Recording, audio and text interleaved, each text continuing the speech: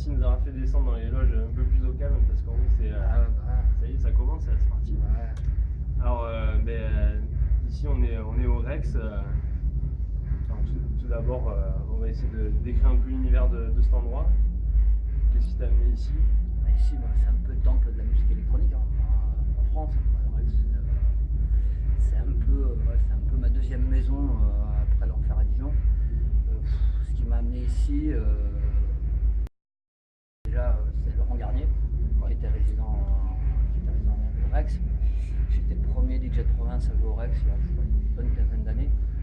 Ça fait bientôt faire plus de 10 ans que je suis adjoint du Rex. C'est quand même un club de grosse notoriété. On entend parler jusque dans le sud, donc. Ouais, pas que dans le sud, c'est mondial. Ah oui. D'accord. Mais du coup, on va être un peu dans le vif du sujet. On va parler de toi, on va parler du club. Qu'est-ce qui t'a poussé à devenir DJ producteur? Toujours pareil, quoi. J'ai commencé à l'âge de 14 ans à l'Enfer à Dijon. J'étais light jockey pendant 3 ans. Et j'ai pris les platines. Bon, j'étais surtout à l'époque, c'était surtout de la funk, rock, un peu dans les années 80-70. Et t'as le patron qui avait été à Rimini, selon les discothèques, il y a de ça plus de 20 ans. Et il avait rencontré un DJ français qui le gardait. Et il l'a fait venir. Et j'ai pris une grosse chiffre. Il passait résident du club une fois par mois. C'était les soirées Wake Up à Dijon. Et de là, je me suis mis à la musique électronique. Je l'ai suivi pendant 3-4 ans. Tous les week-ends, j'étais avec lui. Je l'écoutais, je regardais ce qu'il faisait. C'est ma passion. Le coup de cœur. Ouais, voilà. Et donc, du coup, on a parlé de ton déclic. On va parler maintenant de ce que tu vois en fait. Comment tu vois ce métier dans 10 ans en fait, avec toutes les évolutions qu'il y a en ce moment, le changement de support. C'est vrai que la musique a beaucoup évolué. Ça fait 20 ans que je suis DJ aujourd'hui. La musique a vraiment évolué énormément, dans le bon sens, parce que nous on s'est vraiment battu pour cette musique il y a des années en arrière, parce que cette musique était vraiment underground, pas du tout reconnue, une musique qui faisait peur. Aujourd'hui c'est devenu vraiment une musique pas grand public, mais vraiment qui fait beaucoup moins peur, qui est facile d'approche pour les jeunes. Quand j'ai des enfants, je le vois et c'est démocratisé, quoi. Je veux dire, c'est vraiment une évolution où que ce soit dans la musique, le DJ, dans la production, dans toute l'approche de cette musique, ça a vraiment beaucoup évolué. Après, comment je la vois dans 10 ans, c'est devenu une industrie, quoi. Aujourd'hui, c'est devenu vraiment... ce que je reproche un peu aujourd'hui, c'est que nous, quand on a commencé, on était des passionnés. C'est-à-dire qu'on est vraiment cette musique, on faisait beaucoup de kilomètres pour aller des DJ. Aujourd'hui, on connaissait vraiment la musique par le bout des doigts, quoi. Aujourd'hui, les jeunes, il n'y a plus cette complicité avec la musique, c'est vraiment cette recherche, c'est vraiment les gens viennent, on l'a voulu, on s'est battu pour ça. Les gens viennent pour s'amuser, c'est ce que nous on demande en tant qu'artiste, c'est-à-dire que les gens viennent s'amuser. Mais en même temps, il n'y a plus ce côté, il y a encore, ça existe encore, quoi, mais ce côté... Il y a moins la fibre, quoi. Où les gens, ils connaissent le DJ qui va jouer, ils connaissent les tracks, c'est un peu perdu, quoi. Après, comment je la vois dans le futur, c'est une musique consommable. C'est de la track, on achète, on consomme pendant un mois. C'est devenu facile, ou avant, de faire de la musique électronique, c'était vraiment très difficile, quoi. Aujourd'hui, avec les nouvelles technologies, il suffit que tu sois un peu bon en informatique, que tu touches un peu ta bille et tout le monde peut s'improviser, producteur. Bon, après, c'est pas facile, mais l'approche est vachement plus facile qu'avant. Avant, il fallait vraiment... Au niveau financier aussi, c'est vrai que c'est plus abordable. Aujourd'hui, avec un Mac, tu peux produire, quoi. Avant, il fallait acheter des machines, il fallait masteriser. Il y avait vraiment un parcours en tant que producteur qui était pas évident, quoi. Bon, après, nous, on s'est battu pour tout ça. On s'est battu pour que cette musique évolue. Elle a évolué dans le bon sens. Mais après, ça a été super vite. Aujourd'hui, l'évolution a été super rapide, quoi. C'est vrai que des fois, je me retourne, je fais waouh, comment on a commencé, comment c'est devenu, avec les TR-303, les machins, de seconde on a basculé sur des USB. Avec un mec aujourd'hui, tu fais de la musique, t'as besoin de rien d'autre. Tu m'as dit tout à l'heure que t'avais des enfants ou un enfant. Qu'est-ce que tu dirais si lui te dit demain je veux faire DJ, papa Je pense que il est bien tombé quoi. Ouais, déjà il a les bases. Ouais, non, déjà tu t'improvises pas DJ comme ça quoi. Je pense que c'est une passion déjà avant tout quoi. Je vois tous les jeunes qui mixent. Pour moi c'est bon, voilà, ils se lancent, mais le métier de DJ c'est un métier super difficile, c'est une culture, c'est une vision, un feeling avec les gens. Tu peux pas t'improviser DJ comme ça du jour au lendemain, te dire bon voilà, là, je vais être DJ quoi. C'est un moment il faut pas acheter que voilà, tu l'as ou tu l'as pas quoi. Il y a un moment ce que je disais avec les nouvelles technologies, tout le monde peut s'improviser DJ quoi, mais tenir un dance floor, un bon DJ c'est ça, c'est qu'à un moment sortir le truc qui va faire waouh. Ouais, c'est pas que caler sur le tempo. C'est ça, ça s'improvise pas quoi. C'est vraiment, moi j'ai mis, ça fait maintenant que je mixe, vraiment pour me sentir à l'aise au platine, j'ai mis plus de 10 ans. Plus de 10 ans vraiment où j'ai mon son, j'ai mon style, où les gens me reconnaissent pour ma musique, ça s'improvise pas quoi, déjà. On va pouvoir le conseiller à tous nos enfants alors qu'on en aura, ou ceux qui en ont déjà. Ouais, après bon j'espère mes enfants demain, il y en a une de mes filles qui me dit je vais être DJ, pas de problème quoi, t'es bien tombé quoi, mais après c'est pas lever les bras et taper dans les mains quoi. DJ c'est pas ça. C'est référence à un chevelu blond. Non, on s'est battu pour ça, hein. Voilà, j'ai personne en vue quoi, mais voilà, pour moi un DJ c'est vraiment un travail à part entière et c'est une culture, c'est une passion quoi. Voilà, tu vis dans la musique quoi, c'est pas ouais j'ai des bras et j'attends que ça se passe quoi. Un petit bouton sync maintenant qui est facilement décommandable même. Par exemple. Alors moi je t'ai vu jouer, bon, franchement on voit quand même qu'il y a du métier derrière. Pour toi c'est vinyle forever ou il y a moyen quand même de te faire jouer sur un Traktor? Non, moi je joue sur CD aujourd'hui quoi. Bon, j'ai mis beaucoup de temps à m'y mettre parce que bon j'étais un fervent défendeur du vinyle. J'ai joué pendant plus de 15 ans sur le vinyle.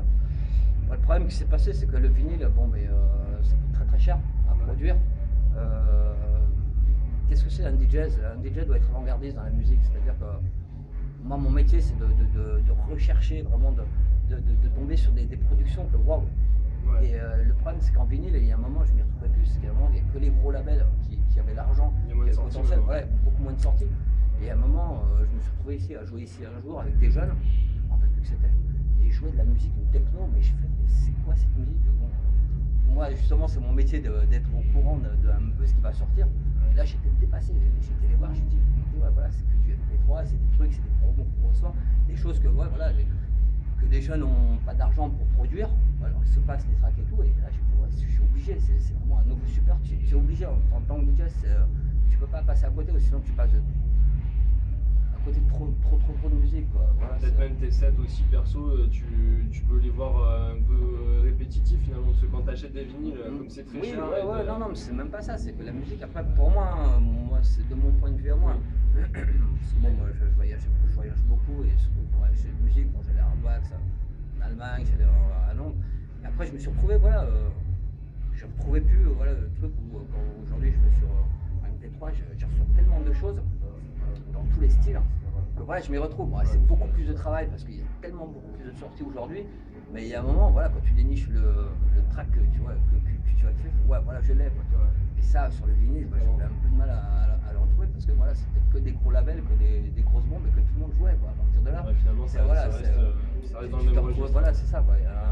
Pour moi, un DJ, voilà, c'est un travail en amont que tu dois faire, c'est-à-dire voilà, c'est passer du temps à écouter de la musique, à rechercher. C'est le plaisir d'un DJ à la base, hein. Tu vois, comme ce soir, tu prépares ton set, c'est-à-dire tu prépares la musique, tu vas rechercher des trucs, voilà, ce que tu vas kiffer, ce que tu as envie de faire kiffer les gens. C'est pour ça qu'aujourd'hui le support, je me suis mis au CD sur ce support-là, parce que voilà, c'est un support qui m'amène du plaisir. Quoi. Après, ouais, j'ai vraiment. Peut-être aussi quand tu voyages justement beaucoup, t'as pas tes bacs à trimballer. C'est clair que moi je me suis déboîté le dos à cause de ça. C'est clair que t'as plus 50 kg de disques à trimballer, quoi.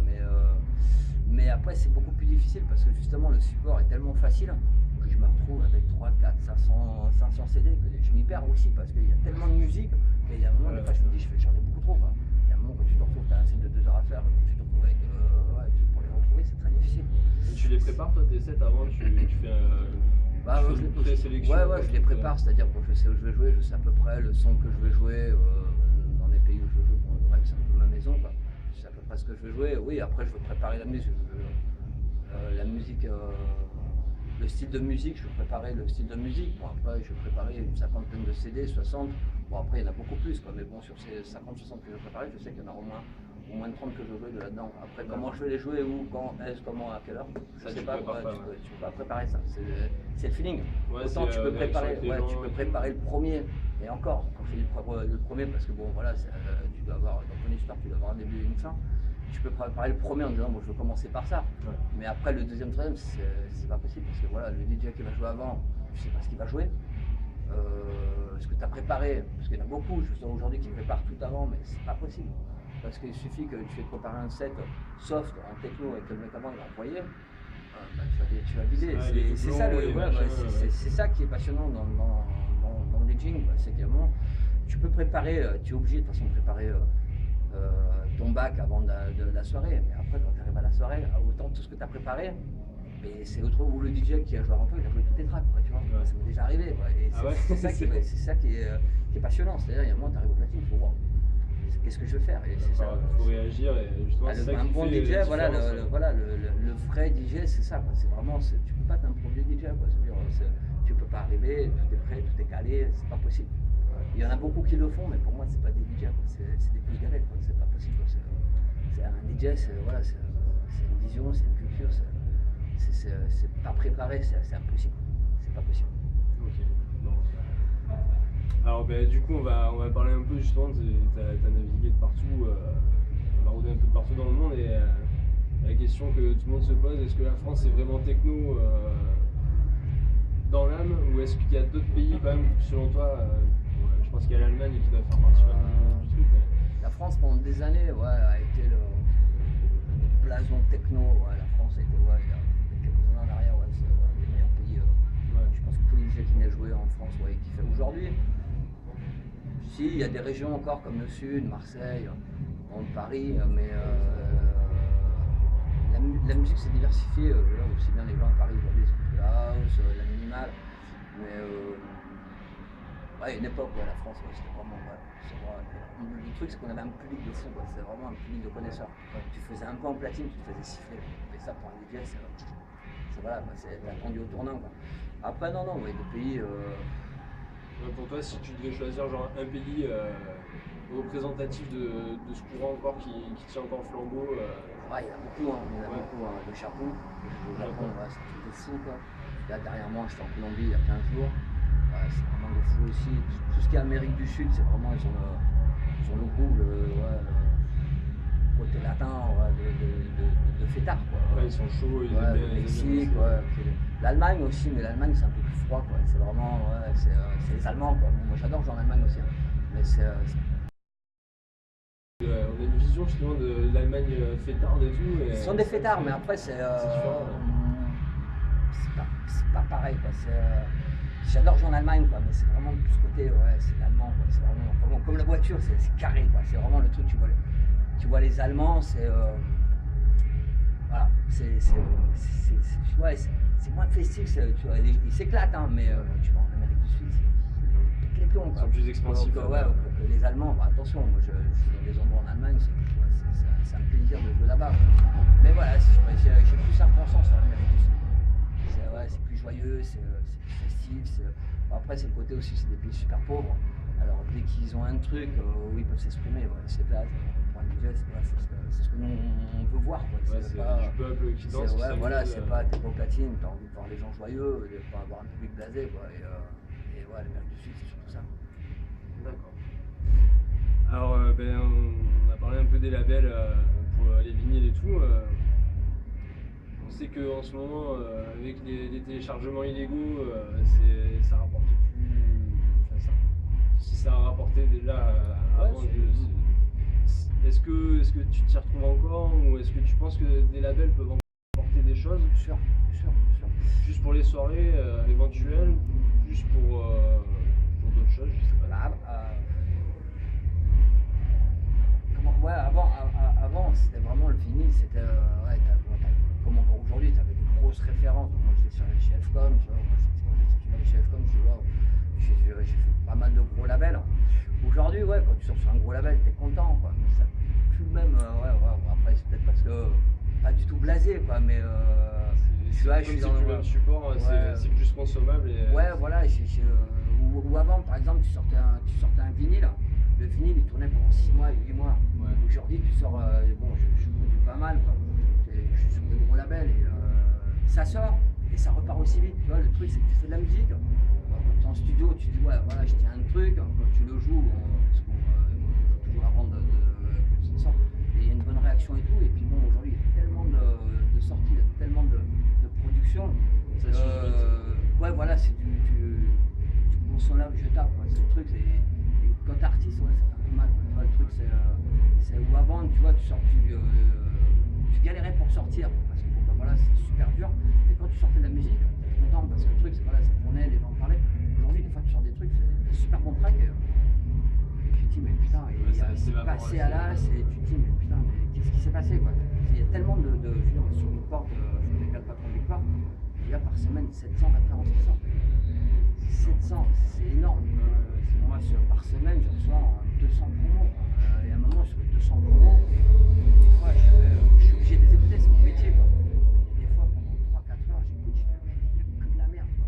Ouais, parce qu'en fait, en comparaison, voilà, avant les vinyles, c'était compliqué de les sortir, il fallait avoir la niaque et puis du talent quand même. Là, maintenant, c'est... Aujourd'hui, voilà, ce que j'expliquais tout à l'heure, ce côté qu'on a voulu, qu'on s'est battu pour l'évolution de la musique, a fait que tout ce côté qui était super dur et bon voilà, qui n'était pas facile à accéder, mais quand tu y accédais, tu étais super content.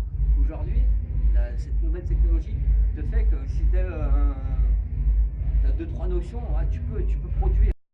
Et où tu avais des boss de label, moi je me rappelle quand j'ai sorti sur FCOM, tu avais Eric Morand, et le mec, tu vois, bon, moi je comprenais pas, j'étais jeune, mais le mec, tu vois, aujourd'hui, avec le recul, je comprends ce qu'il veut dire, mais à l'époque, le mec il disait, ouais, c'est bien, mais on travaille. Tu vois, les mecs, voilà, ils étaient derrière ton cul. Aujourd'hui, c'est tellement. C'est plus l'inverse en fait. Ouais, aujourd'hui, voilà, on presse, et puis mastering, on le sort, ça marche pas. C'est un peu noyé dans la masse et. Ouais, c'est voilà, qui passe au travers. Ouais, c'est ça, il y a beaucoup de musique que moi je joue.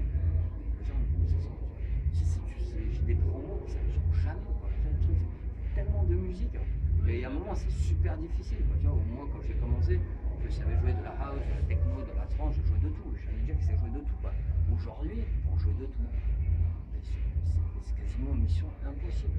Parce qu'en techno, tu as déjà tellement de musique qui sort. En house, alors je t'en parle même pas. En tech house, alors c'est même pas la peine. C'est pas possible. Et à un moment, si tu veux être un bon DJ, pour moi, c'est ça, quoi. C'est être calé un peu dans tous les styles, c'est-à-dire avoir une oreille ouverte à tous les. C'est super difficile, quoi. Moi, le seul qui sait le faire, c'est Garnet. Je sais même pas comment il fait, quoi. Le mec, je sais même pas comment il fait. Il a une oreille attentive, c'est vrai qu'on voit des fois, il arrive à sortir des tracks de jeunes et tout. Ouais, non, mais c'est ça. Même moi, tu vois, c'est mon musique, je sais même pas comment il fait. Parce que, bah, ok, quand t'es jeune, t'as pas de vie de famille. Tu vois, mais il y a un moment, t'as une vie de famille, t'es DJ, t'es producteur, t'as tout ça à gérer, mais il y a un moment, le temps de passer, ou avant, je te dis, où t'allais dans la boutique de disques, tu passais 2-3 jours dans la semaine, t'étais content. Hein. Aujourd'hui, c'est l'enfer, c'est un truc, tu passes la semaine, pour préparer un set de 2 heures, tu passes la semaine. Il y a tellement de trucs qui sortent, t'as tellement peur de passer à côté de quelque chose. Tu vois, tu dis, que moi je me sens tout occupé, des fois, je sature des fois, c'est pas possible.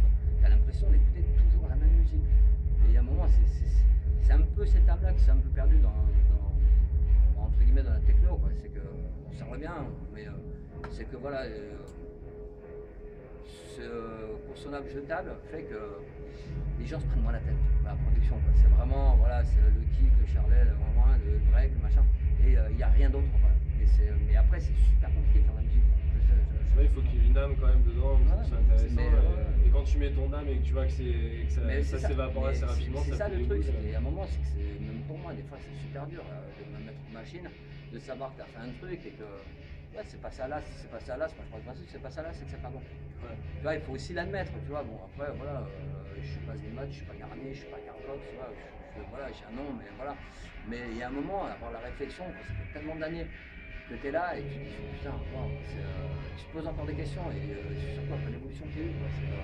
Après, c'est super intéressant. Quoi, mais, ce qui fait que t'es encore là, je pensais, si tu te poses des questions. Ouais, mais après, tu vois, le discours que j'ai, c'est. Bon, après, c'est peut-être. Les gens qui vont regarder ça, ils vont se dire, ouais, c'est un discours de vieux con, quoi, mais c'est plus le discours d'un passionné, quoi, d'un mec qui a vraiment une vision. De parler de musique avec des gens, c'est super compliqué. Quoi. Les jeunes aujourd'hui, bon, par exemple, tu vas parler aux jeunes de la musique électronique, ils sont incapables de te raconter l'histoire de cette musique. Il y a une histoire cette musique, tu vois, il y a quasiment 15-20 ans qu'elle existe cette musique-là, il y a une histoire. Et les jeunes ne s'y intéressent pas, c'est super compliqué pour des gens comme moi, tu vois, qui ont une culture, qui ont vécu des choses, et d'arriver, tu vois, d'avoir envie de donner des trucs et que les gens, ouais, s'en foutent, quoi, tu vois. Après, ils préfèrent prendre les raccourcis. Ouais, c'est super dur, quoi, tu vois. Et après, je l'accepte, mais c'est là où je te dis l'évolution, tu vois. On s'est battu pour, quoi, et je suis super content, quoi, tu vois. Où je vois des mecs qui gagnent beaucoup d'argent, qui ont réussi, je suis super content, quoi, tu vois. Mais après, ouais, c'est super difficile la vision déjà de rester à un niveau élevé, tu vois, d'avoir un niveau, de pas être décalé, quoi, avec tout ça, quoi. C'est super compliqué, quoi. Tu me parles des jeunes et tout, de ton vécu, de ce que tu peux leur apporter, tout simplement.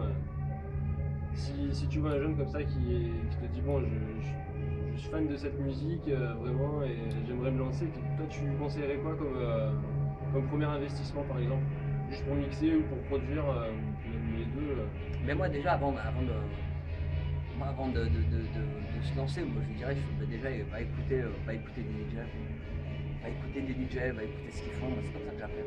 Ouais. Avant de te lancer, de mixer, pas déjà écouter, voilà, si t'as Paris, t'as une bonne place que le reste, voilà, les meilleurs qui passent ici, bah, intéresse-toi déjà à leur musique, à ce qu'ils jouent, à leur passé, il y a tellement de légendes qui passent ici. Tu vois, moi c'est déjà, avant de toute chose, c'est le b.a.-ba de cette musique, quoi. C'est la culture, d'où ça vient, quoi. Tout simplement, quoi. Tu vois, avant de se dire ouais, va acheter ci, va acheter ça, quoi. C'est la seule chose à moi, ce que je puisse dire, parce qu'après, DJ, tu l'as ou tu l'as pas, quoi. C'est vraiment, ouais, c'est une passion, quoi. Voilà, c'est voilà, pour le jeune qui se dit voilà, je vais être DJ dans la musique électronique, avant toute chose, c'est voilà, va écouter de la musique, quoi.